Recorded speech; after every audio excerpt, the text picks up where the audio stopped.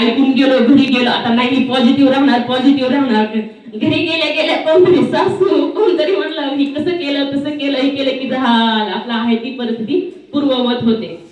त्याला कारण काही नाही. आणि आपलं मनोबल खच्चीकरण करण्यासाठी लांबचे नाही तर घरातलेच माणसं जबाबदार असतात. त्यामुळं तुम्ही स्वतः मोटिवेट राहा, दुसऱ्यात मोटिवेट करत राहा. महिनाभर तुम्ही हा प्रयोग करा, आपोआप ते तुमच्यावर म्हणतील बाबा हिला काही उपयोग होत नाही, ती नेहमी ही राहते, मग ते आपोआप म्हणजे पॉझिटिव्ह राहते. कितीही झाले तरी आपण तिला बोलण्यात काही अर्थ नाही. म्हणजे आपण काय करतो, ते काहीतरी बोलले की आपण चिडतो, म्हणजे आपला रिमोट कंट्रोल त्यांच्या हातात देतो. बरोबर आहे का? त्यांनी चॅनल बदलले की आपण झालं राग शांत, आनंद ही काहीतरी दिले की झालं नवरा की आपण खुश झालो. म्हणजे आपण सगळा रिमोट कंट्रोल त्यांच्याच हातात देऊन टाकलाय. बिलकुल नाही. आपला कंट्रोल आपल्याच हातात ठेवायचा. म्हणजे काय करायचं, आता आनंद जरी झाला तरी जास्त हुरळून नाही जायचं. तुम्ही म्हणायचं की ठीक आहे, इट्स ओके, हे होणार होतं.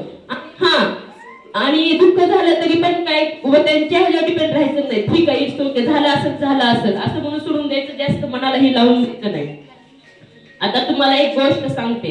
एकदा अशी एक कॉलनी होती, गणेश उत्सव होता आणि सगळे नवरा बायको कपल्स मुलं सगळे एकत्र आले होते. बघ आता कार्यक्रम म्हणजे एकत्र राहिलेली संगीत खुर्ची वगैरे असे कार्यक्रम घ्यायला लागलेले आहेत लोक. मग तिथं एक जण असे प्रश्न उत्तराचा एक कार्यक्रम ठेवण्यात आला. तिथं प्रश्न विचारण्यात आला, सगळे कपल्स होते त्यांना. तिथं सगळ्यात जास्त सुखी आनंदी कोण आहे, कुणालाही लाईफ विषयी नवऱ्याची काही तक्रार नाही अशी कोणती व्यक्ती आहे? कोणत्याही स्त्रीने हात वर केला नाही आणि त्याचबरोबर कोणत्या पुरुषानेही हात वर केला नाही. मग थोड्या वेळात एका स्त्रीने हात वर केला. एका स्त्रीने हात वर केला तर तिला पुढे बोलवण्यात आलं. त्या स्त्री मागून पुढे येत होती.